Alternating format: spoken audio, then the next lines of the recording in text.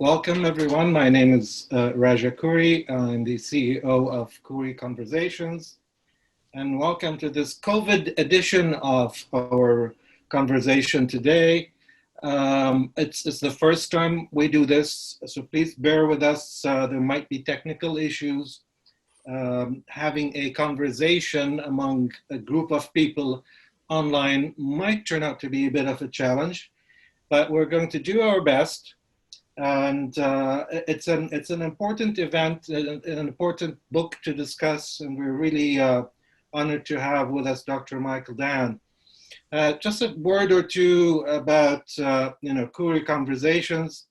As many of you know, these are the conversations where we deal with only light subject matter. We don't deal with tough issues like Jewish-Palestinian narratives and sexual orientation and religion and Arab stereotypes and hate in Canada and those kinds. But what's really special about these conversations is that they are actually conversations. They're not debates. We're not here to prove one party right and the other one wrong. We are here to have a conversation to gain a deeper understanding of an issue and go home enlightened. In this case, turn off our computers enlightened. Now, as a Palestinian who has been in dialogue with Jewish colleagues and friends for 13 years, obviously it's important for me, the subject of Israel-Palestine, and more importantly, relations between Canadian and Palestinian Jews here at home are important topics that we have had a number of conversations around and that we will continue to have conversations around. As a matter of fact, next month on August 18, we will be having a webinar with Peter Beinart, who recently wrote a very important piece that created a lot of conversation, called Yavne, a Jewish Case for Equality in Israel-Palestine. Now, the structure today is we will have Dr. Dan make a presentation. Then we will have a conversation with him along with two other discussants. And then we will open the floor for our participants to send questions. And the way to send questions is at the bottom of your screen, there is a Q&A icon. If you click on that, you'll be able to write a question. And you don't have to wait until the end. You can send in your questions at any point in time, and I will be reviewing them and responding. Now, in many of our conversations, we have partnered with JSpaceCanada. And with us here today, we have Dr. Karen Mock, the president of JSpaceCanada. I'd like her to say a few words. Thank you very much, Raja. I am so pleased to be co-chairing this and co-sponsoring it with Raja Khouri Conversations. Raja, we go back about 20 years in the anti-racism and social justice work. And then, of course, 13 years ago, we co-founded the Canadian Arab Jewish Leadership Dialogue, when we realized that what was important is relationship building and bringing together people who cared about that region and wanted human rights and social justice for all. JSpaceCanada, in a way, I guess, is our version of Raja Khouri Conversations, because we tried to create the safe space to have difficult or courageous conversations. Our tagline says we are a progressive Jewish voice. I could also say we're a progressive Zionist voice in the way that we define Zionism, but more about that later in our conversation. It's a thrill to see Michael Dan again and to hear from him and his amazing new book. JSpaceCanada had a small virtual parlor meeting, but of course, in keeping with our own mandate, we've always said, we can't just be having the conversations by ourselves. It needs to be with Palestinian Canadians as well. So I'm going to turn it back over to you, Raja, my old friend and colleague, and to hear, after your introduction, from Dr. Michael Dan. The first time I met Michael Dan was when he was the chair of the Canadian Friends of Haifa University. And I was at an occasion when he gave the keynote speech, and it was obvious from his speech, his presentation, that he is brutally honest, bold and courageous, doesn't mince words, means everything he says, and his book is equally the same. Michael Dan is a philanthropist and former neurosurgeon. Together with his wife, Amira, he has funded organizations that assist marginalized people in Toronto and helped to create the first privately owned research institute in the world geared to the unique health needs of Indigenous people. His commitment to peace in the Middle East is exemplified by his support for the University of Haifa, the Michael and Amira Dan Professorship in Global Health at the University of Toronto, and the St. John Eye Hospital in Jerusalem. Michael is a member of the Order of Canada and of the Order of Ontario. He is a senior fellow at the London School of Public and International Affairs and holds 3 honorary degrees. Welcome, Michael. We are delighted to have you with us. Thank you, Raja and Karen. I'm just thrilled to be participating in a Khouri conversation. It took a few years, but I'm finally here. And I think I've got all the technology working today. So before I jump into my slide presentation, I want to say a few things about this book. This book took about 4 years to write. About a decade of careful reflection went into it. And I want to say what it is and what it isn't. So it is not a prescription. I'm not using game theory to find an answer to the Israeli-Palestinian conflict. I'm using game theory to help us think about it and ask important questions. And it's really up to the people in Israel and Palestine to find an answer to the conflict. But maybe this book will shed some light on that. So without further ado, I will try to share my screen here. And hopefully we can just jump right into it. Okay, is that working? Does everyone see my screen? Yes, we do. Okay, perfect. Now I just have to figure out how to advance a slide. Nope.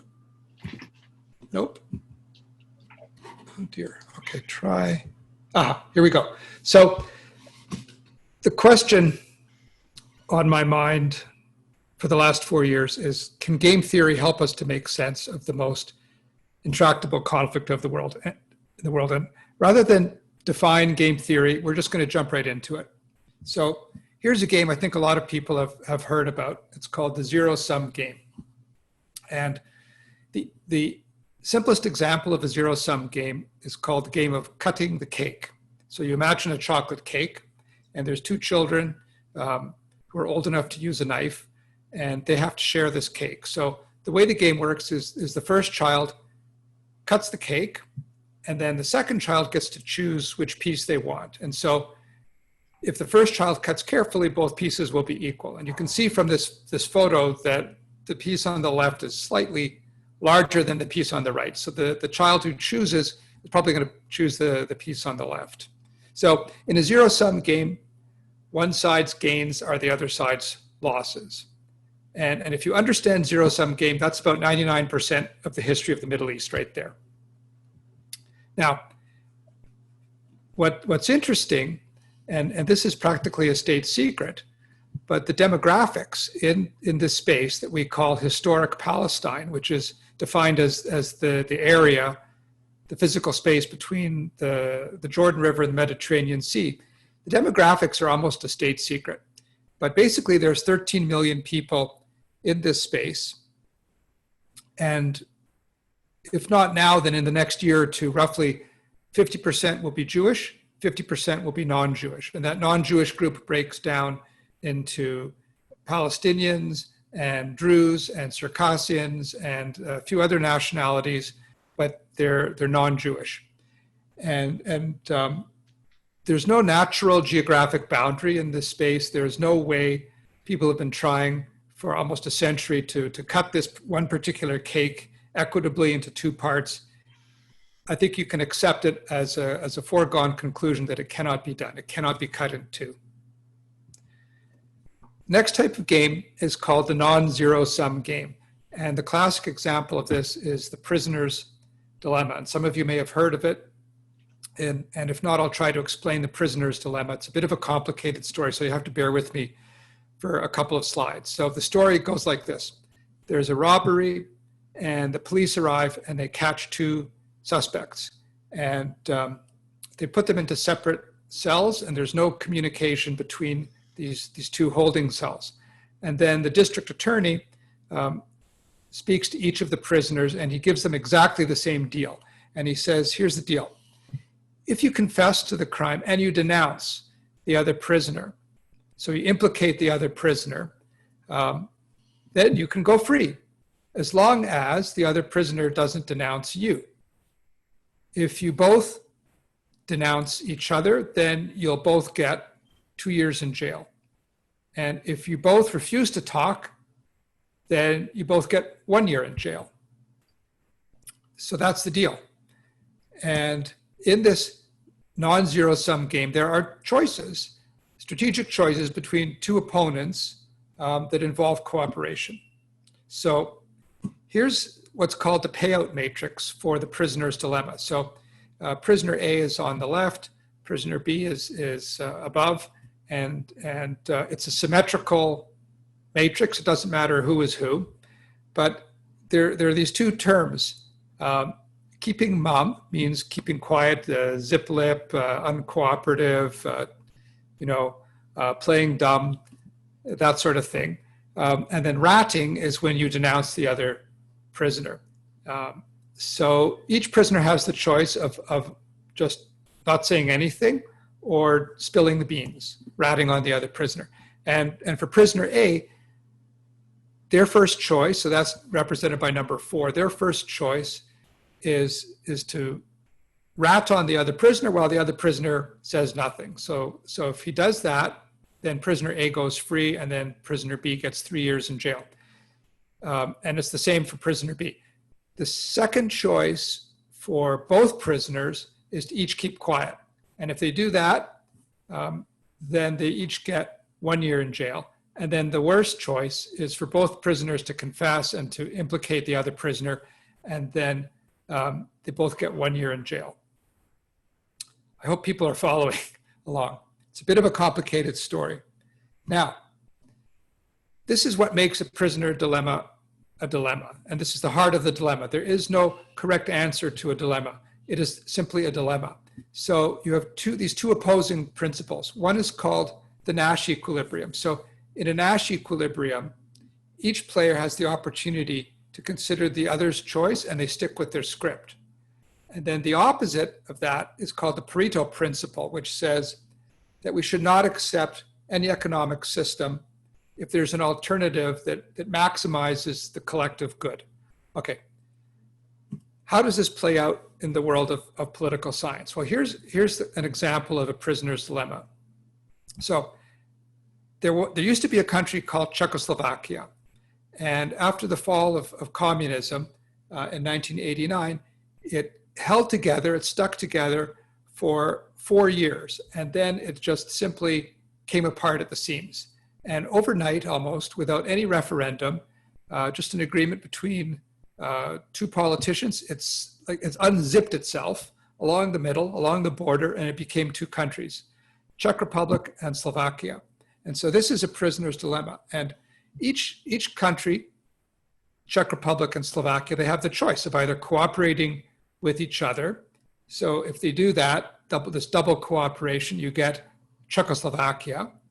And this is one country with one postal system, one tax service, one national rail service, one phone system.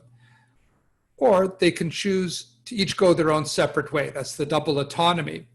And then you have Czech Republic and Slovakia. So now you have two post offices, you have two tax collection systems. And it really doubles the infrastructure. So it's less than the ideal arrangement.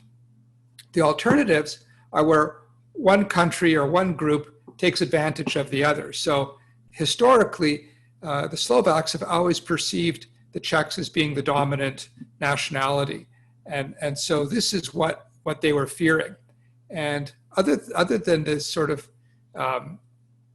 natural fear of each other, they're almost identical. You know, the GDP per capita is almost identical. The Czech population is larger than the Slovak population, but in almost every other respect, their languages are mutually intelligible, and yet they split in two. And this represents the Nash equilibrium, where each country considers the other's options and doesn't budge from their choice. Now, how do we apply this to Israel and Palestine? This, I think, is the whole crux of my book. And it goes like this. You have two different nations, Israel and Palestine, and they have the option for a double cooperation. And some would call this the binational state. As we'll see later on, there's a further refinement of this idea. But in the state that I think Peter Beinart imagines, Palestinians have complete freedom of movement. Their political and social needs are supported by the state. Their language is supported. One group doesn't dominate the other. And it's kind of a kumbaya relationship between both sides. The flip side of that are two states for two peoples. And as we saw earlier on in the first slide, there is no natural boundary, there is no natural border along which you can equitably divide this space. So that is a real problem. The other alternative is called the Zionist state. And I put this up here because this is becoming an increasingly precarious, legally and morally and physically precarious situation with a Jewish minority that's emerging in this space between the river and the sea. It becomes an undemocratic arrangement by definition, because in a democracy you have the majority that rules. And the flip side of that is the Arab state. So if we go with this principle of giving one vote to one adult, then pretty soon you have what's called an Arab state, because the majority will be non-Jewish. So these are the four choices. And after examining them in detail, it's pretty clear that the two-state option just simply is not possible in this part of the world. People have been trying for about 80 years to impose a two-state solution, and it simply hasn't worked. And in fact, the charter of the Likud party expressly prohibits a two-state solution. So where do we get this idea of a state from anyway? And modern nations go back to the Peace of Westphalia, which is a treaty, a European treaty, I should add, from 1648. And it was signed at the end of these European wars of religion. And it's today the basis for the modern international system. And in Westphalian sovereignty, every nation has defined borders. They have a stable population. They have a single government, and they have a judiciary that functions, and it's a state of law-abiding citizens. Nations have sovereignty over their own space and their own territory, and they're not supposed to interfere in the sovereignty of other nations. They can have diplomatic relationships with other nations, but they don't interfere with their sovereignty. In Judaism, we have our own concepts of nationhood and nationality, and they predate this Peace of Westphalia by at least 1,000 years. And Jewish concepts of nationhood are a little bit different. So there is a concept of nationhood that is expressed in the Haggadah, which we read every Passover, and talks about how the Jewish people were a nation within a nation, referring to Egypt. And modern Israel defines itself as the nation state of the Jewish people. So it sees the Jewish people not so much in spiritual terms, but in political terms. And the problem with this is that 55% of the world's Jewish people choose not to live in the state that is their state. But that's another story. The other thing, and this I have to be very clear on, unlike other Western democracies, Israel is not a state of all of its citizens. Israeli citizens include people who have Palestinian ancestry and Druze and Circassians and other ethnic groups. And Israel defines itself as the state of the Jewish people. So this is the part, it took me in researching this book, it took me a long time to understand this, because for a Canadian, it's not, it doesn't flow naturally, but basically, to make a long story short, there is no such thing as Israeli citizenship for domestic purposes. Now, Israeli passports say citizenship Israeli, but for domestic purposes in Israel, there is no such thing as Israeli nationality.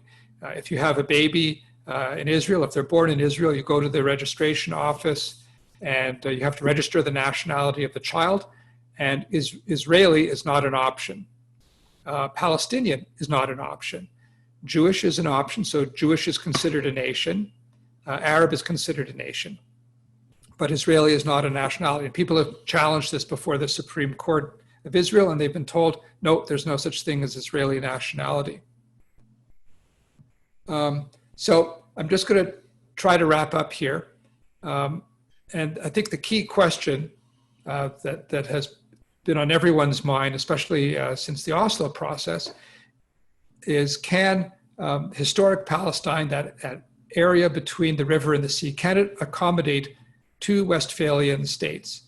And so you either believe it can or it can't. So if you believe it can, then both sides must be prepared to work and make significant territorial compromises and work together and figure out a way to cut the cake. If you believe it can't, which is basically the conclusion in my book, then you have to look back at the Palestine Royal Commission of 1937. That failed to cut the cake. The UN Partition Plan for Palestine failed to cut the cake. The Oslo peace process, which I would say ended in 2014, maybe 2016 at the latest, that failed to cut the cake. And then now you have, of course, the Trump peace plan, which basically gives the entire cake to Israel. So I tend to view this as a geographic space that cannot accommodate two Westphalian states. It simply cannot. So the choices are either no resolution to the conflict, and that's looking more and more like a possible outcome, or some kind of a one-state solution. And there are really only three types of one-state solution, and I don't think Peter Beinart gets into this exactly. But the three possible one-state solutions are, number one, a Zionist state, which would eventually become an undemocratic, apartheid-like state dominated by Jewish ultranationalists. Or you have a fully democratic state where one person, one vote, and this eventually becomes a state that's dominated by non-Jews just because of the demographic growth. And then the third choice is this very interesting concept called a consociational democracy. So I would say Belgium or Canada are both examples of a consociational democracy. So you can get up in the Canadian Parliament and you can give a speech in French, and everyone listens attentively. And if you don't understand French, there's a translation service. And you can go to a post office in Newfoundland or British Columbia, and you can insist on mailing a letter in French, and the post office is supposed to provide you with adequate service in that language. And so in a consociational democracy, people learn to accommodate the other ethnic group in sort of a mutually agreed upon civil manner, notwithstanding the demographics. So I think I'm going to stop there, and I hope it didn't go over time. And Raja, I'm going to turn it over to you. You're right on time, Michael. And I'm not surprised given your scientific precision analysis. I'm curious what inspired you to bring the game theory into this context? You know, it just came to me one day. I received an email from a friend with a link to an article about Prisoner's Dilemma, and I was just thinking, I would say it's a moment of creativity where I said, you know, maybe this can possibly help me to understand what is going on in the Middle East. So it was a circuitous route. One of the things struck me that in the very early part of the book, you know, the preface and the introduction, you make three sort of strong statements. One is that the two-state is dead. The other one is that Zionism has sort of served its purpose. Why do we need to continue to cling to that ideology? And the third one was that, and I'm forgetting now, but the point about you know, the binational state is now, this is you know, revolutionary thinking within the Jewish left context, and I'd like to know what kind of reactions, you know, you've been getting, and you know, the two-state has been the sort of the basis of the Jewish and the Israeli left, and now people like you and others are saying that's pretty much gone. It left the station. We need to start looking at other potential solutions. Well, my inbox has been surprisingly quiet since I made these bold statements. I'm almost disappointed, but you know, the two. I mean, again, it didn't happen all of a sudden, but I think gradually I woke up and one day just asked myself, whatever happened to the two-state solution? Why hasn't it come about yet? You know, it was supposed to sort of be the crowning achievement of the Oslo peace process. And when I went back and started researching the history of the two-state solution, this is an idea that actually is at least 80 years old. So I would trace its origins back to the 1936 riots and the Palestine Royal Commission, and also called the Peel Commission. And the Peel Commission, it was led by Lord Peel. I think they spent a total of 3 weeks in Palestine, and that was it. And then they listened to both sides. David Ben-Gurion gave testimony, Zev Jabotinsky gave testimony, Haj Amin Husseini, Sir Winston Churchill. And then they said, right, you know, very good, we need two states, one with a predominantly Jewish majority, one with a predominantly Arab majority. And then they left. They went back to London. And the following year, 1938, there was another commission, the Woodhead Commission. And nobody knows about the Woodhead Commission. They've just sort of forgotten about it. But the Woodhead Commission spent a much greater deal of time in Palestine, at least 2 months instead of 3 weeks. And they went from one part of the country to the other, and they spoke to people. And at the end, they said, you know what? we can't implement the recommendations of the Peel Commission. It's just simply impossible. So we've known this now for at least 80 years. And as a result of the Woodhead Commission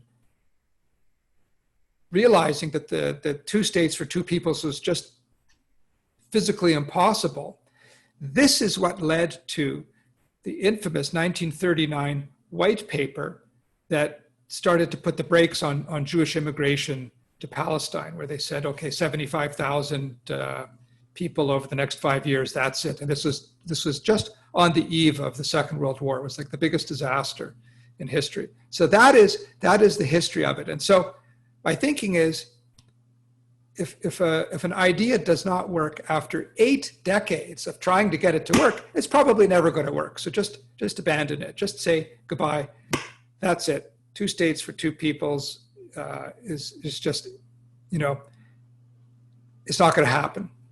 And then the other point about Zionism having run its course, this is a very, very, you have to be really careful with a statement like that, but I wanted to be absolutely clear. Number one, it's not an anti-Zionist book.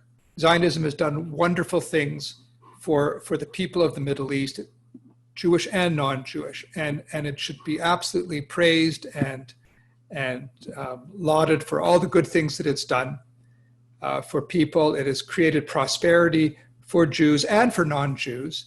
It's really done some amazing things. But, what is Zionism? That's an important question.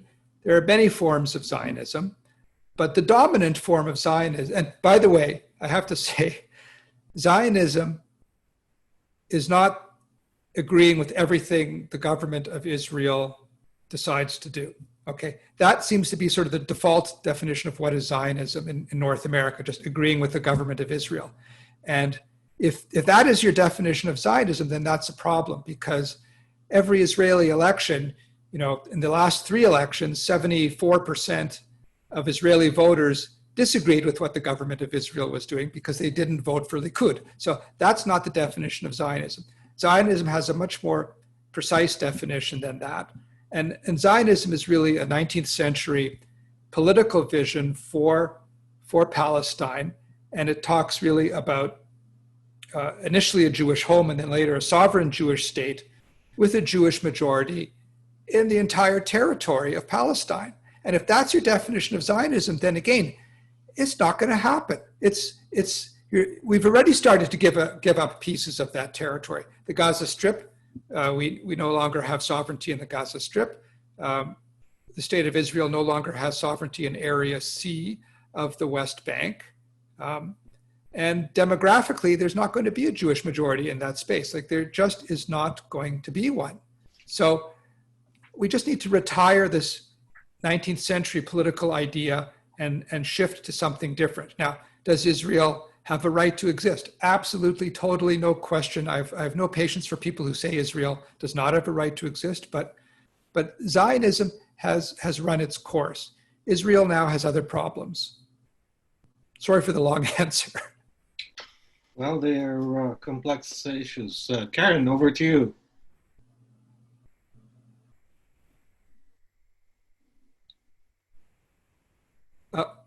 Karen, I think we have to unmute your microphone. Bottom left. Okay. There we go. Sorry about that. I was glad you started to get into the issue of what is Zionism. And I was thinking it's a little warm here right now where I am. I wondered if that was because so many people watching this, their blood pressure suddenly went up. All the good things that Zionism had accomplished. I'd be the first one to say that it has accomplished some tremendous things, but there's a lot of people watching this, including many Jews, of course, and of course Palestinians, who think that the way Zionism was actually interpreted by some people, it created nothing but havoc in some people's lives. So I guess when JSpaceCanada, as a progressive Jewish or liberal a Jewish voice, says also that many of us are unabashedly Zionists. We're thinking of that original vision of Zionism as it's encapsulated in the Proclamation of Independence, that there would be a Jewish state and that all its citizens would have equal human and civil rights, living in peace with safety and security, and peace with neighbors, and that Arabs and Jews and Christians and all would live in a shared society, comparable to the kind of democracy that, yes, we have racism in Canada too. Yes, we know there are serious human rights violations in Israel. No, we do not support the kinds of policies, many of the policies of the present Israeli government. But there's a double standard, and I wanted to ask you this about your kind of Zionism that comes through in our work, in anti-racist and anti-oppression work. There's a norm that people can define their own terminology. And Raja and I have had some pretty heart-to-heart conversations, and he said to me, until he met me and started talking with a lot of the people in JSpace and the progressive left, that our definition of Zionism was completely different from the lived experience of so many. So it hasn't really run its course. If there are those who believe in the Zionism of the original Zionist vision. Would you care to comment on that and what your book can teach us around how to try to fulfill the vision of a democratic culture, a shared society with equal rights, but at the same time not losing sight of the Jewish right to self-determination and the Palestinian right to self-determination? Okay, so the Israeli Declaration of Independence it's a beautiful document. I think everyone who's part of this conversation, regardless of your background, should take a few minutes and read that document, because it is one of the most inspiring documents of the 20th century. And it talks about exactly everything you said about equal citizenship for all. And if you read it carefully, it specifically mentions UN Resolution 181. So what is UN Resolution 181? That was the resolution of November 15th, 1947, that proposes the partition of I guess at the time it was British Palestine into two states. So it is not a stretch to say that the Israeli Declaration of Independence specifically endorses a two-state solution. It's right there. If you read it, it's right there in front of you. And it endorses a liberal democracy where all citizens are treated equally. Now, the lived reality is that the day after Israel declared its independence, and that independence was accepted by first, I think the United States was a de facto acceptance, and then a de jure acceptance came after the first election, and then Russia accepted Israel's Declaration of Independence de jure within 48 hours. Immediately afterwards, Palestinian citizens of this new country were placed under martial law, and so there were travel restrictions and all sorts of restrictions on their civil liberties that were not lifted until 1966, I believe. So literally the day after the Declaration of Independence was proclaimed, the reality on the ground changed dramatically. And, the term, I guess the question I struggle with, well, I don't struggle anymore because I found an answer to it. And the question is this: can we consider Israel to be a liberal democracy? I think that's what you're leading up to. And the Zionism of the Declaration of Independence is a liberal democratic Zionism. The reality is Israel is no longer, if it ever was, it's no longer a liberal democracy. You cannot consider it to be a liberal democracy. Some sociologists call it an ethnic democracy. Others would say it's worse than that. It's an ethnocracy. But Israel proudly defines itself as an illiberal democracy. It is not a state of all of its citizens. And especially in the last few years, and I'm thinking specifically of the nation state law of 2018, we can see clearly that Israel is not a state of all of its citizens. All citizens of Israel have individual rights that are protected by a series of basic laws. Israel does not have a constitution, but the collective rights of the Jewish citizens of Israel take precedence over the collective rights of the non-Jewish citizens of Israel. So what that means is that according to the basic laws of Israel, and again, you need a super majority in the Knesset to change a basic law, not just 61 out of 120 votes. But according to Israel's basic laws, parts of Israel can be Judaized. That means names of streets and towns can be changed and Jewish symbols erected. And things can be done to protect the collective rights of the Jewish people, the Jewish citizens, at the expense of the non-Jewish citizens.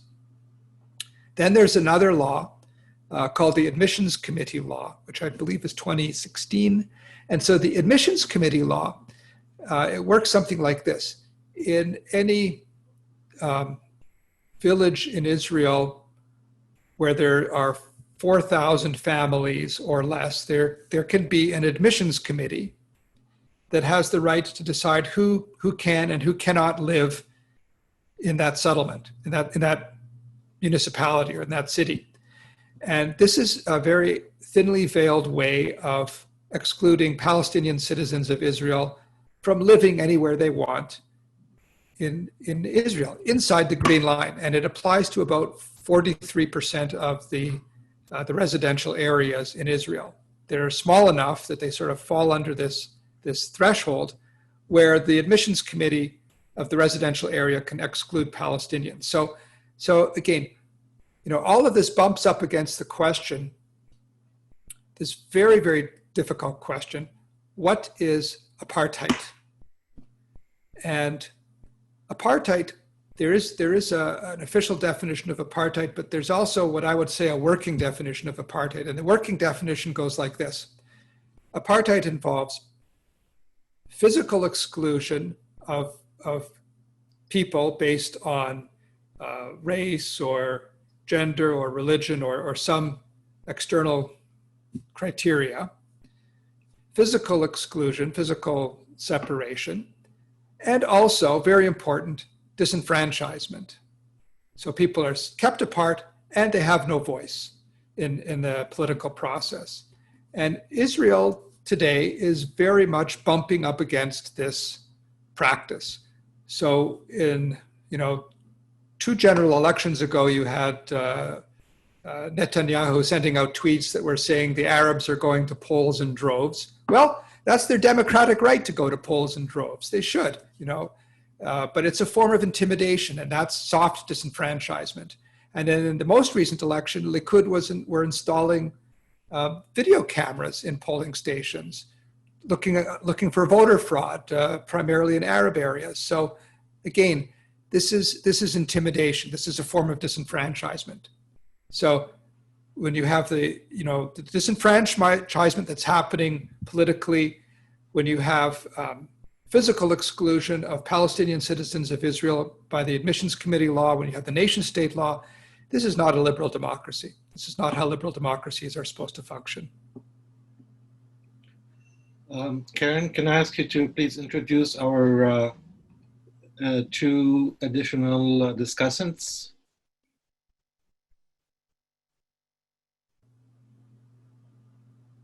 Yes, with pleasure. And I guess we're going to have them now come into view as well. Yeah, David will. One of the things that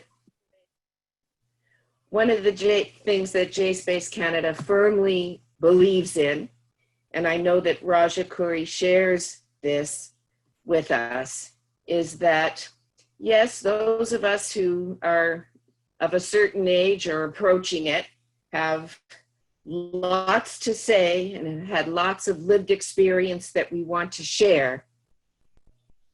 But we firmly believe that the leadership for our actually, finally, God willing, inshallah, solving the conflict, that will be in the hands of the next generations who are going to be the leadership. So it's now my pleasure to introduce you to two young men who have already shown these kinds of leadership skills. Mohammad Alhroub is a young Palestinian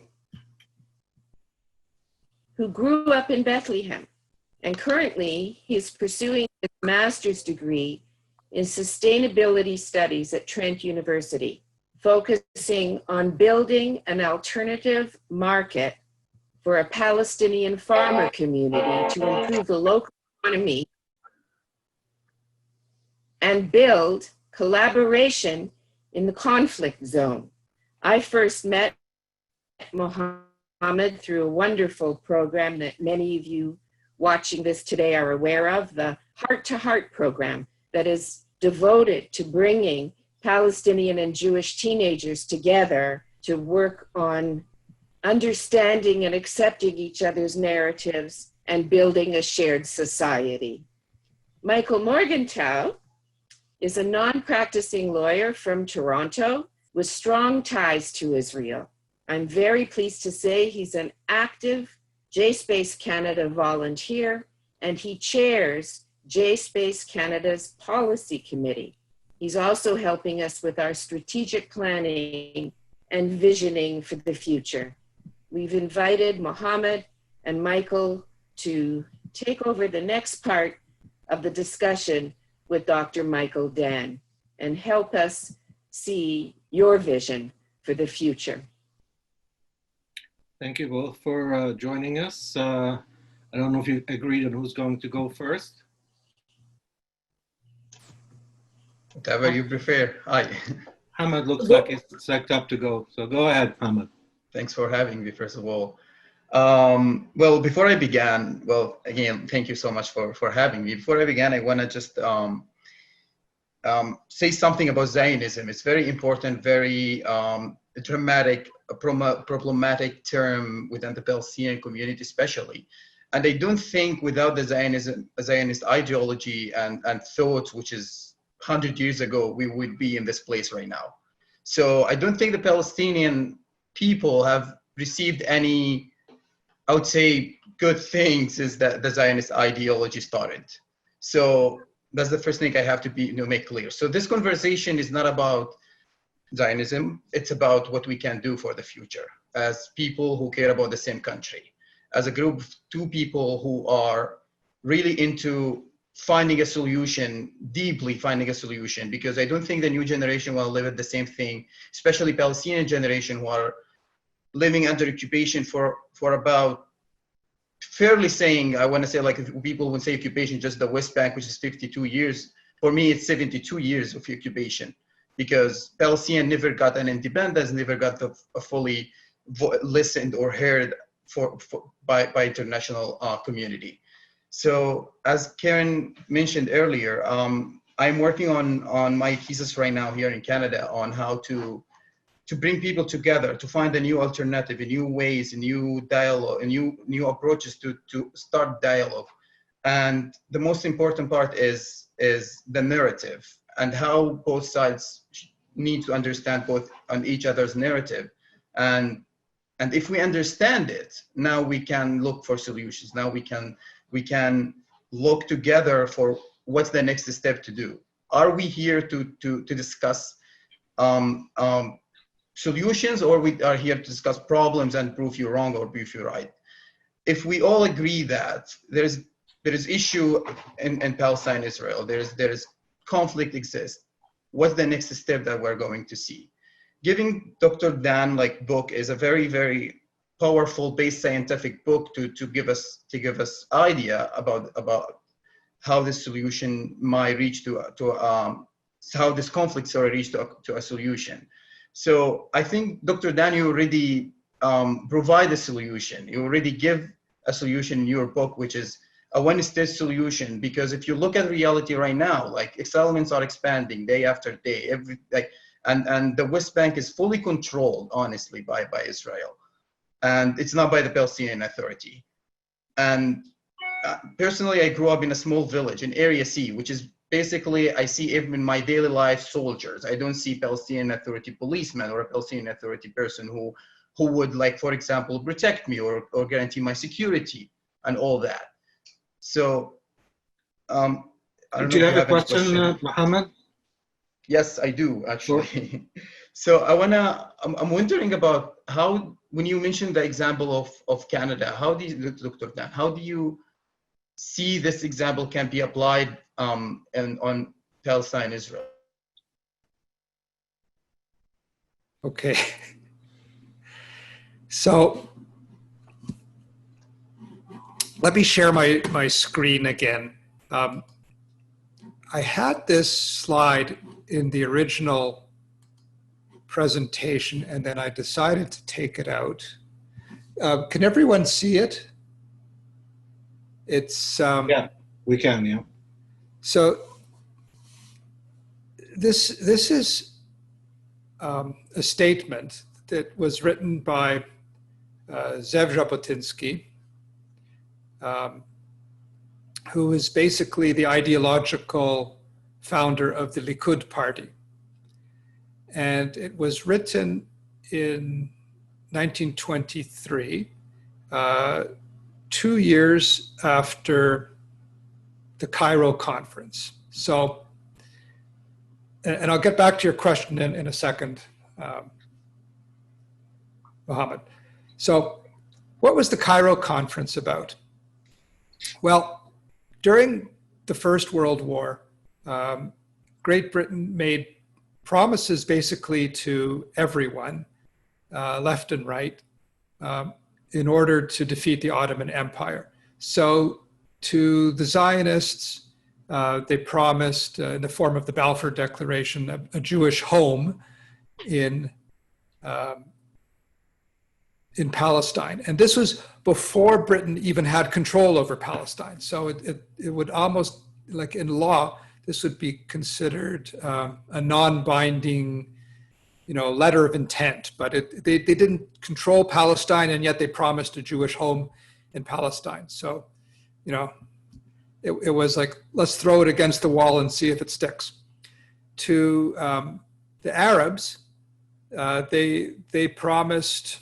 They made all kinds of promises, and they sent Lawrence of Arabia to instill some kind of a revolt against the Ottoman rulers. And so in 1921, Great Britain found itself in a position where it had made these conflicting promises to both sides, and they had to do something. They had defeated the Ottoman Empire. They were now in charge of this vast territory. They had also made promises to the French, by the way. And so they had to split things up. They had to cut the cake. And they cut the cake along the Jordan River, and everything east of that became the Emirate of Transjordania. And that they gave to the Al-Hashemi family. So today that's the Hashemite Kingdom of Jordan. The Al-Hashemi family did not originate from that area. They originated in the Hejaz. And everything west of the Jordan River, they called that British Palestine. And in this area of British Palestine, also historic Palestine, that was the area of a Jewish home. But they didn't give the whole territory to the Zionists. They just said you can settle in parts of it. And Zev Jabotinsky, who trained as a lawyer and had a brilliant legal mind, when he read the Balfour Declaration that talks about a Jewish home in Palestine, his reaction was, oh, you must mean all of Palestine. In other words, the east bank of the Jordan River and the west bank of the Jordan River. And when Great Britain divided Palestine in two, Jabotinsky was furious, and especially because he had served so bravely under the British command in the First World War, and he was in charge of the Zion Mule Corps. And I'm giving a lot of history here, but I'll get to the answer to your question. And so he wrote this essay, and this part I find really interesting because I went back to the original sources, and Jabotinsky, he was a polyglot, and he testified in impeccable English before the Peel Commission. He obviously spoke Hebrew, he spoke Russian, but he wrote this essay in Russian. And so he was thinking in Russian, and he was using Russian words and Russian ideas. And so the first sentence of this famous line, it says, Nasha kolonizatsiya ili должна прекратиться, ili должна прекратиться. He's speaking in Russian, and the word he uses, he doesn't say settlement, he says colonization. And so what did Jabotinsky mean when he said colonization? And Raja, you said there were three things in the introduction to my book that caught your mind, and then you lost you lost your train of thought. But I think the third one was this word colonization. And so right. I do not accept the word occupation. I believe this is a colonization process that began with thinkers like Jabotinsky and very much continued on in 1967, was part of a colonization process. The colonization continues today. And when Jabotinsky is writing about colonization, our colonization, who is the our in our colonization? He's not talking about British colonization of Palestine. He hated the British because they divided Palestine. He's talking about Zionist colonization of Palestine. That is the our in our colonization. And so he says, our colonization must either stop or must go on contrary to the will of the native population. Who is the native population? Now, there's thinking today that, oh, the Jews, we are the native population of Palestine. Look at our DNA. We have 23andMe. I did my chromosome analysis. I'm like 98.6% Ashkenazi DNA. And even better than that, I'm revealing personal information here. My Y chromosome that was passed on to me from my father and his father and his father, my Y chromosome originates from the Middle East. There's no question that my personal genetic lineage has a direct connection to the Middle East. And so there's this argument today that, oh, the Jews, we are the native population of Palestine. Well, the way Jabotinsky saw it, he said, the Arabs of Palestine are the native population of Palestine. He's admitting it. He's saying right there, the Palestinian Arabs are the native population. DNA wasn't discovered in 1923. He's saying the Palestinian Arabs are the native population, and our colonization will continue contrary to the will of the Palestinian Arabs. Jewish colonization will continue contrary to the will of Palestinian Arabs. And this has been the theme of the Likud party from day one. That's it. So Zionism, there are many forms of Zionism. This is something I go into in the book. Labor Zionism was a little milder than Jabotinsky Zionism. Labor Zionism talked about settling the areas of Palestine where there's specifically were not Palestinian Arabs. So what was rejected by the Palestinian Arabs, the low-lying territory, the swamps, all of that land would be reclaimed by Jewish labor. That was the labor movement, the labor Zionism. But Jabotinsky's Zionism, his form of Zionism, is much more militant. It's much more colonial. We're going to go in there, and it's the zero-sum game. We're here, and you're not. Now, he wasn't completely zero-sum, but it was this great imbalance of power. That's what he wanted to see. So let's call a spade a spade. The Zionism of the Likud party is a colonial Zionism. It is against a two-state solution. It is in favor of continuing the colonization project and continuing it until I'm not sure what the end point is, because they're not winning the demographic war. Now, guess what? Canada is a colonial society too. I'm getting to the answer of your question, okay? Not all colonial societies are pure evil. Some colonial societies, when they reach a certain point of maturity, they develop a sense of introspection. They look at what they've done and they say, you know what? We've harmed people. We've harmed the native population. We actually feel bad for this. We feel sorry. And so they enter this phase of recognition of what they've done, and reconciliation and restitution. Those are the words that Canada is, this is the phase that Canada is entering. And that is what Canada has to teach Israel. But Israel is so at the earliest possible stages of it won't even recognize that it's a colonial methodology. That's the problem. But one day, and my hope is that there will be a reconciliation and a restitution between Jews and non-Jews, because one side is never going to succeed to kick the other one out. Like, no one's going to push the other side into the sea. That's a fanciful idea. So the only thing we're left with is either eternal conflict or some kind of reconciliation. Thank you, Michael. And now we go to the other Michael. Go ahead, sir. Well, I really want to thank everybody for providing such interesting thoughts that, I've just been reflecting on in this conversation, and speak to me a lot about experiences that I've had. And in particular, it's interesting that the way this conversation has come to the Canadian reality. And, my background is that I got very involved in the Indigenous rights movement when I was an undergrad, and actually did have the chance to work in the area of Aboriginal law when I was practicing law. And one of the things that really struck me as I was learning about Indigenous rights from the first time I read Peace in High School by former Chief of the Assembly of First Nations, George Erasmus, which was very eye-opening and shifted the way I saw things, was the way in which Indigenous people here in Canada talking about their identity spoke to me about how I understood myself as a young Canadian Jew here in Canada. And by that, what I mean is, we've talked a lot about, what is Zionism? To me, Zionism is, it's theoretical. I studied political theory. I'd recommend a book called Liberal Nationalism by Yael Tamir.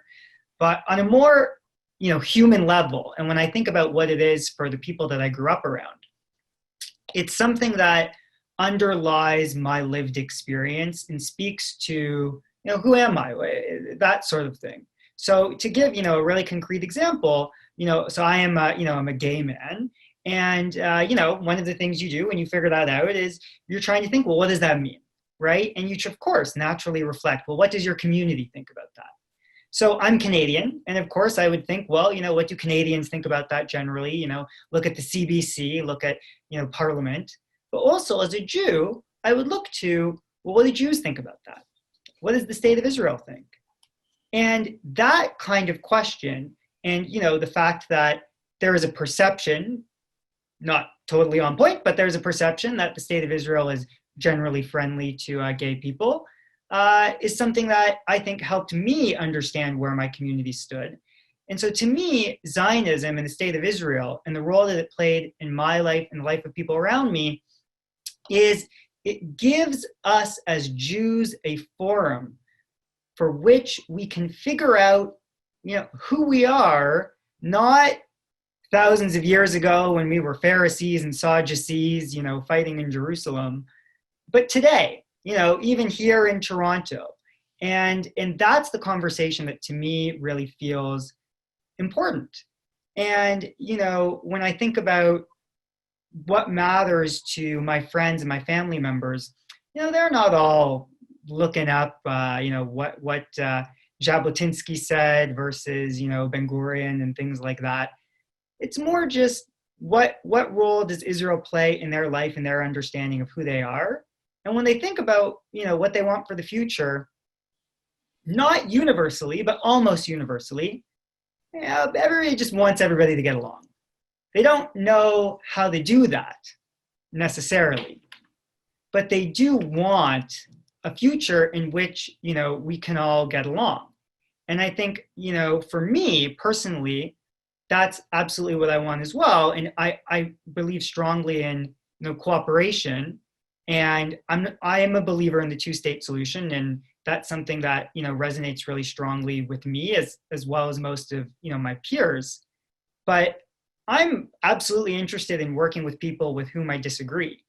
I don't think that that's a universal feeling amongst everybody, including young people, but I think there's definitely a growing cohort of Jews and young Jews here in Canada who say, I'm less interested in debating with somebody about whether to be a one-state solution or a two-state solution or a three-state solution or something in between, and more saying, there's some pretty terrible things happening today.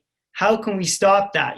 How do we stop the mass arrest of Palestinian children, right? How do we stop the demolition of homes that shouldn't be demolished? How do we stop the fact that there's a, gap in educational funding for Palestinian citizens of Israel and Jews? And, those are kind of the real problems that are here today. And I do think there is a growing sense of urgency and of a desire to solve those, because as we sit here in Canada and think, who am I as a Jew and as a person? Well, we want to feel like we are people that believe in certain rights of equality and fairness.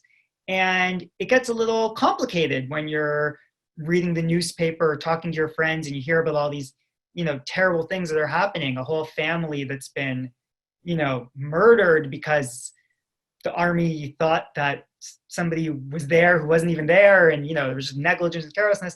That's the kind of thing that I think really certainly turns me off and turns a lot of my peers off. And I think that, as a terrible timekeeper here, I have to ask you to get to a question or so, make it.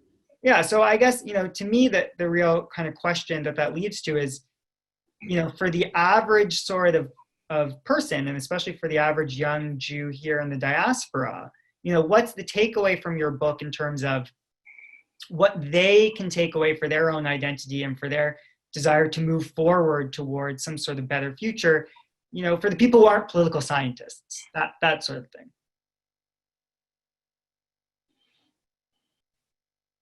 Well, let me try and give a thoughtful answer to that. I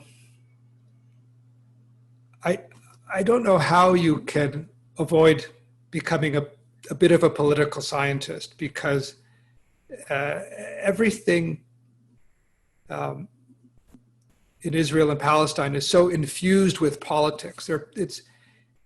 We're seeing this happening now in the United States, where even wearing a face mask becomes a political statement. And so everything, unfortunately, is politicized in Israel and Palestine. So you can't just expect people to just get along without seeing it through a political lens. And having,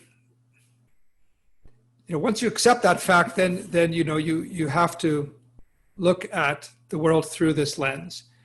And unfortunately, the international community has a pretty clear definition of what is a functional state, and a functional state requires a border. So Israel has no border with the state of Palestine. The state of Palestine to many Jews in Israel, it does not exist. It is, you had in, I think it was it was May 1994. There was the Gaza Jericho peace agreement was signed, and as part of the Oslo process, letters of recognition were exchanged between the State of Israel and the Palestinian Authority as the sole representative of the Palestinian people. Now, Palestinian people, and this document, I've been trying to find the original version, but I think it was written in English, which is interesting.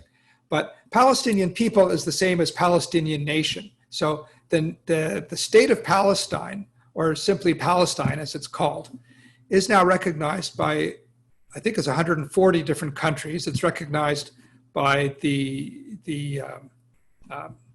two members of the UN Security Council, Russia and China. It's recognized by Sweden. Many Israelis and North American Jews simply refuse to acknowledge the existence of the state of Palestine. So the political lens is an extremely important lens. And you can't look at this situation any other way than to say, there's politics involved in this. Like you have a state, it either exists or it doesn't exist, but somehow Palestine is both. And that's just simply wrong. Obviously it exists. And obviously a state has to have a border, or it's not a state. It's not a Westphalian state in the international system. So I think, the answer that the book provides is that we have to get off the fence and say, talk the truth, that Israel is not a liberal democracy. It is not a state with a well-defined eastern border. And it's trying to occupy the same space with another state called the State of Palestine. This is the reality. Like you can't look at it any other way. I don't know if that's a helpful answer or not. Thank you, Michael. I'd like to move now to some of the questions from our participants. And a main sort of theme in many of the questions is, and it's sort of twofold. One is, and one participant phrases it this way: what kind of emotional trauma are both sides going to need to get them to start thinking along the lines of a binational or a confederate state where they will live together?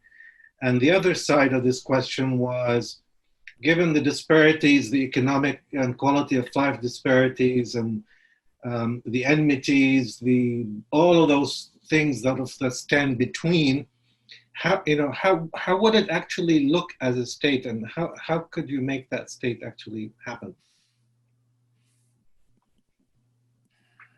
Okay. I love the first question. So I would say it's because of emotional trauma that we think the way we do today.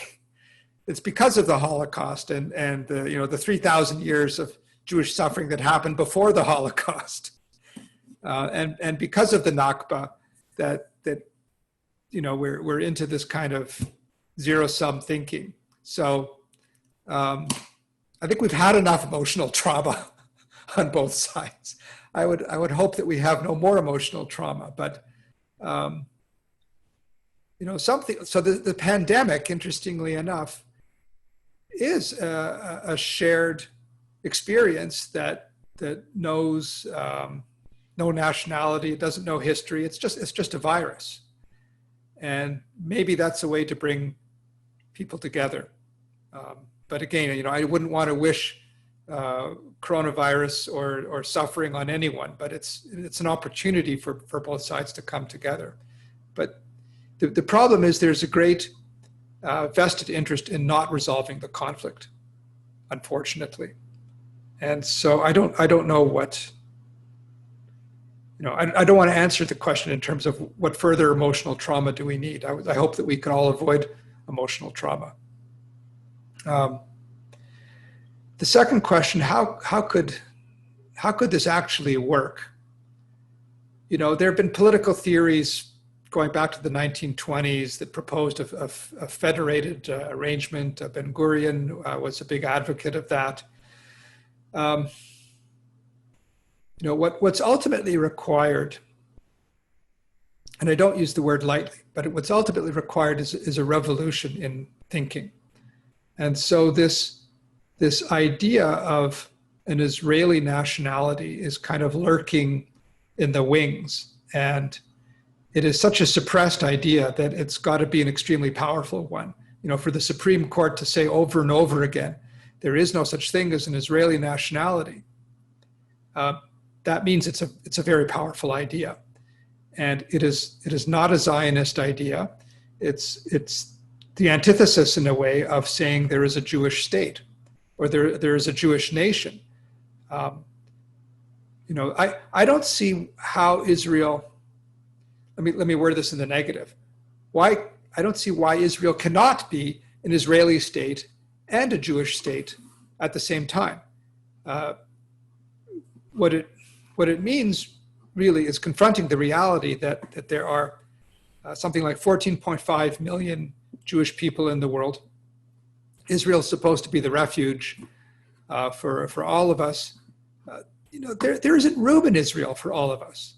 There isn't room for 14 million Jewish people in that small space. And it doesn't even make sense for all the Jews of the world to sort of reverse engineer a Jewish nation that existed 2,000 years ago.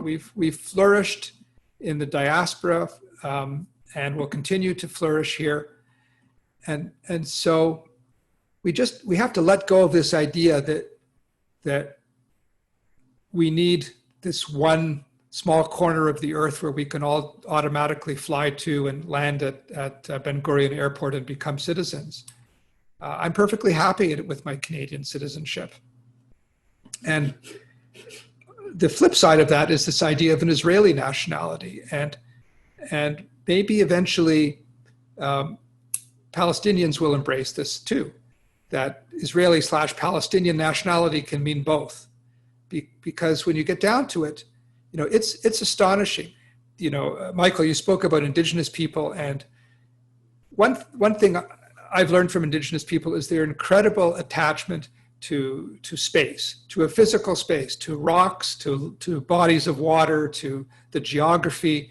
And the Palestinian attachment to the geography of historic Palestine is just as crazy and just as nuts. I mean, this is a dry, arid, unforgiving stretch of land in the world, and yet we love it as much as they do. And so we can both build, this crazy world in this far-flung corner of the Middle East. Why not? My second question here is from someone who knows a lot more about game theory than I do. His question is, experimental research suggests that the single-play Prisoner's Dilemma games usually reach the no-regrets solution. Yes. Repeated plays with the same players, however, often eventually reach the Pareto optimum. Effectively, in repeated plays, the players communicate with each other by their choices. How can the Israel-Palestine conflict become parallel to this with repeated communication through repeated plays? First thing you need to do, Michael, is explain the question to us. Okay. Well, so I covered a lot of game theory in that introduction, but the Pareto optimum solution is what I call the consociational democracy. It's exactly what we've been speaking about for the last 30 minutes. And the one thing about the prisoner's dilemma, there's two assumptions. One assumption is that a Nash equilibrium is even possible. So the Nash equilibrium in this case are two states. And so when I examine the conflict through the lens of the prisoner's dilemma, early on in the book, I reached the conclusion that two states is not possible. So that's one important difference. And then the second difference is the prisoner's dilemma is a perfectly symmetrical game. Both prisoners, and in a way, we are prisoners of each other. Okay, you can think about that for a bit. But both prisoners have the same choices, and there is no power imbalance between the two. Well, there is today a huge power imbalance between Israelis, with a GDP of something like, I think it's $38,000 per capita, and Palestinians with a GDP that's 1/10 of that per capita. Like there are massive imbalances economically. If you recall, the Czech Republic and Slovakia, they almost have the same GDP. So prisoner's dilemma doesn't even apply to this situation. And later on in the book, there is a game called the game of bully, B-U-L-L-Y. That is the game. And this is really the game that is going on between Israelis and Palestinians. Mohammad, either your screen is going like this or your head is shaking. I can't tell the difference. But I think that is the real game that is being played out between Israelis and Palestinians. I think we have time for one last question. And that is, there is a sense in a number of these questions here that a lot of help from the outside world will be needed for the two peoples to head in that kind of direction, that it's required a lot of trust building and a radical change from the status quo. Sorry, what's the question in that? So, that left to their own devices, Palestinians and Israelis are not going to get there.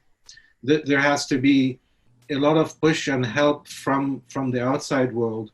It could be the diasporas, it could be the younger generation among them. It could be, a number of different administration in the United States. I'm speculating here, but the premise is that they're not going to do this on their own. I would say it's because of the outside world that the situation perpetuates itself. So I go into this in the book. I talk a little bit about how the situation with Palestinian refugees is so unique. So they are not the Palestinian refugees of the 1948-49 conflict do not fall under the bailiwick of the UN, UNHCR, High Commission of Refugees. They fall under UNRWA, the United Nations, Works and Relief Agency for the Near East. Yeah. Okay, so those two organizations, and one is just a few months older than the other. That's UNRWA came first. They have completely different mandates. So the UNRWA is an organization that basically just gives and gives and gives to Palestinian refugees of single refugee population from a single conflict. And UNRWA is interested more in resettling refugees around the world. So the international community helps to perpetuate the conflict, unfortunately. And both sides can pretty much take their time hammering things out or not hammering things out. And we know that UNRWA is always there. The United States is not helpful in resolving the conflict. It would be amazing if the United States recognized the existence of the state of Palestine. I mean, Israel, if you think of the exchange of letters of recognition between Israel and the Palestinian Authority, Israel recognizes the Palestinian Authority and it recognizes the Palestinian nation. So why doesn't the United States recognize the Palestinian nation? Like, that would really level the playing field. So I think if we pushed away all the outsiders, there might be a way to resolve this. But I don't believe outsiders are helpful to this conflict at all. Thanks, Michael. Okay, so we're technically out of time, but we would like to give a little more time for our young participants here to engage a little more. But before we do that, for those who are going to need to leave at 7 o'clock, I'd like to remind you that on August the 18th, same time at 5:30 p.m., we will be continuing this conversation with Peter Beinart. I have 1,000 questions I could have asked Michael now and would have liked to talk about this forever. And for those of us who have the stamina, they actually can. Karen and I have been doing it for 13 years, so it's doable. And I want to thank our volunteers, David Garskind, who did all the technical stuff behind the Zoom, and Amira Hassan, who did the artwork for us and the graphics. And I want to thank Michael Dan for making the time to be with us today, all the participants. Karen, did you have anything that you want to say before we give the floor back to Michael and Mohammad? I really want to hear from the young people. I know they'll have answers that they'd like to give as well, but we've got many more questions that we weren't able to get to, of course. That always happens. And so Raja and I, JSpace and Khouri Conversations can make you all the promise that we will get back to you and do this again. And we invite you to, dare I say, join our movement to bring Palestinian and Jewish Canadians together with other Palestinians. The nation, that is a point that you raised, this funny issue around what's a nation. There's a nation state, but then there is the Jewish nation, which is the 14 million Jewish people around the world. And there's the Palestinian nation, which isn't a nation state at the present time, but is a nation of people also around the world. I think those who are like-minded and want us to achieve the original vision of shared society and liberal democracy can actually make a difference worldwide. So let's turn it over to, thank you, Raja, for this opportunity and for the partnership. And let's turn it back to Mohammad and Michael to wrap it up. Michael Dan, can you stay with us for 15 more minutes? It'd be my pleasure. Wonderful, thank you, sir. Okay, Mohammad. Mohammad, hi. Dan, Dr. Dan, first of all, really thank you so much for this amazing information and the insight that you provided us. It's really resonated with me and my ideas where I see myself and Palestinian future and to look for this country that can bring people together. And I want to talk about the revolutionary brain ideas that we got to the point, I feel like we are really kind of facing a wall right now, given the situation at home in Palestine, Israel, wherein we are in a need for a new way of thinking, a new way of discussion. We are in a need of a new creative ideas on putting aside the ideology, the nationality, and all that. Just put it aside right now, because we are in a different world. We are not living in 100 years old. We are not living in a time of that. We need to continue fighting over a land that we surely can manage if we got to a point that we both agree on accepting a solution for both of us. So I think it is very important that both sides that come together and discuss especially outside war. And there is a very important book that talks about the Palestinian Authority and the international involvement in the Palestinian-Israeli conflict that showed the international involvement makes this conflict even stay longer, because they are managing the conflict, they are not ending the conflict. And that is very, very serious topic, that how can we disconnect at least from the international community and try to bring people from these two communities? Because I think there are many movements and many organizations right now who are trying to talk about, especially people-to-people project, who are trying to bring people together in a level of like, okay, there is a conflict. These are the issues, what we can do next. So Michael mentioned earlier, like 2-state, 3-state, 100-state solution. I don't really look for it. Palestinian or Israelis, honestly. We look for a solution. We don't look for whether it's a state or 300 states. So it is important to put bullet points on the difficult problem, the difficult issues, and have more creative ideas for it. And here in Canada, mostly, we can start with the Palestinian Jewish community, because Palestinian community is largely big right now, like fairly big right now, and / Arab community, and Jewish community as well. If we start working together, at least of reaching an understanding that we are in Canada, we are Canadian, we care about this country, how we can help this country in a way that lead it to a survival point. So I can give it to my friend Michael to take over.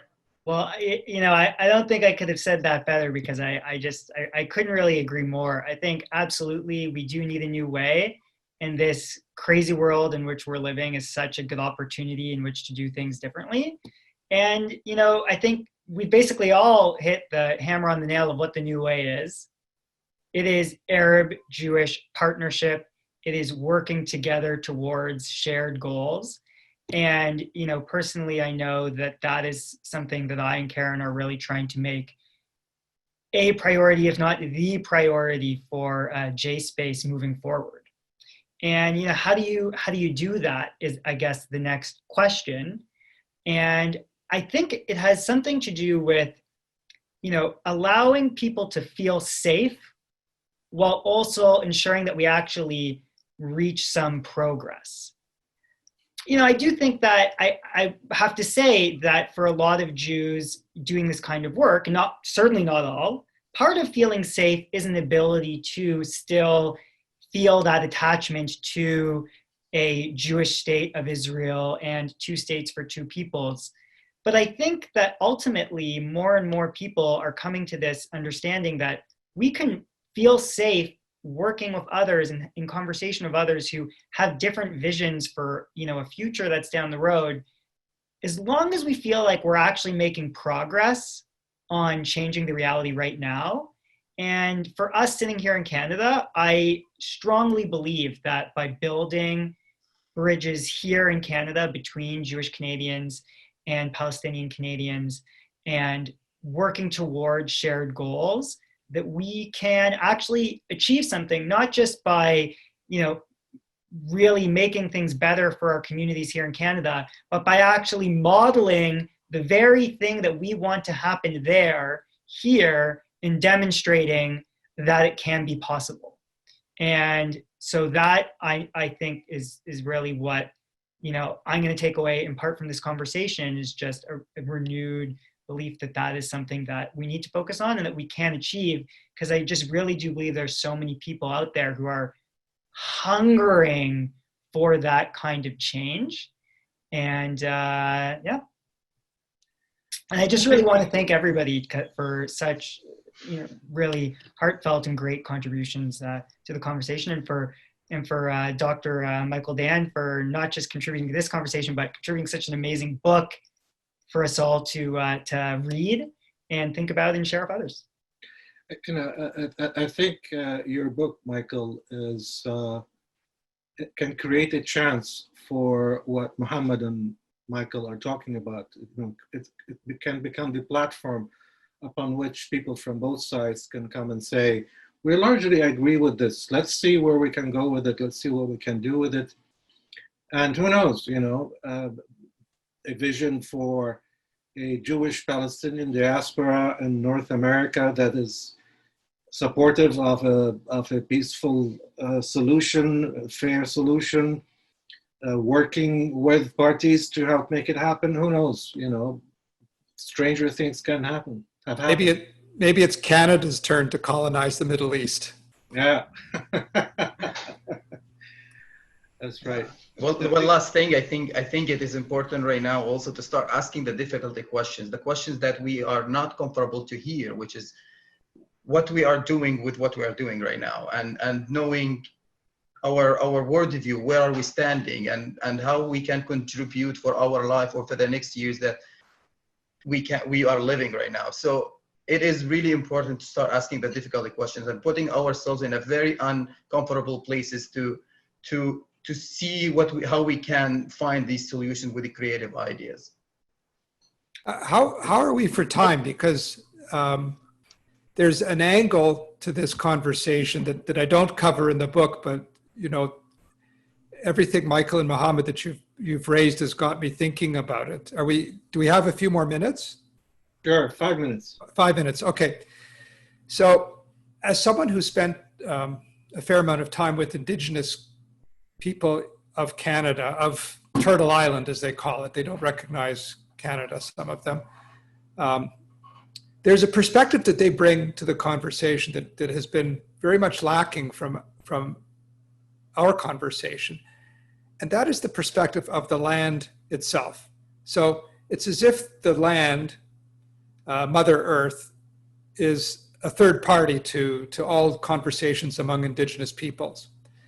And the Holy Land, the land of Israel, the Palestine, whatever we call it, that too has a perspective on this conversation. And there are finite resources in that land.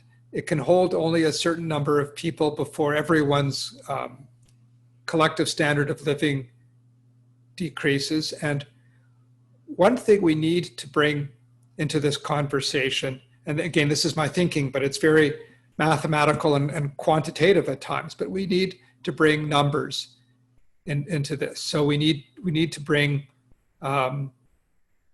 population density. And again, if we form one nation from between the river and the sea, it would instantly become the fourth most densely populated nation in the world.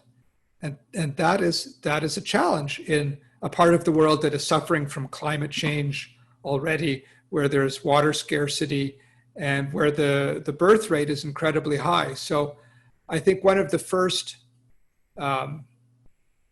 new changes we can make is to adopt this perspective of the land itself and the number of people living on the land, and also the standard of living. Unless we close that gap between Palestinians who, I didn't understand how severe it was until I looked at the actual numbers, and the 10-to-1 gap is enormous. It's absolutely a gigantic chasm. We have to make that the first priority. And this will help to lower the birth rate on both sides. But the problem, again, is cultural, because when you talk to members of the Jewish community about reducing the birth rate, so the Haredi community, the average number of children per woman of childbearing age, it's 7 kids. Like that is the third world level. The country in the world with the highest highest fertility rate is Niger, sub-Saharan African country. It's 7 children per woman. So the Haredi birth rate is the same as the birth rate in Niger, and this is putting an enormous strain on the land itself. So maybe adopting the perspective of the land and the standard of living of the people in the land is a new angle on this that we haven't considered fully up until now. Okay, any last words, anyone? Karen? You're good? Well, I'm thinking that from the questions that were asked and the caliber of the conversation, I'm thinking that all of us here want us to go beyond what Haaretz editorial called Western intellectual parlor games, that we want to put some walk into the talk. We know, Michael, Dan, that you said we don't have an actual prescription, or in medical language, I guess, for a cure or a real resolution for the conflict yet. But from the questions that were posed by the audience, and as well from the caliber of the conversation, we know that there are a lot of people committed to working hard to trying to find a practical solution. So we thank you for this, and also for hopefully working with us in the future, especially the program that Michael Morgenthau was alluding to of JSpace, and even working with Raja and others with the youth to bring Palestinian and Jewish campus groups and youth together in the coming year, so that they can continue to try to build the trust, to have the courageous conversations, and help make the future better for all. So thank you.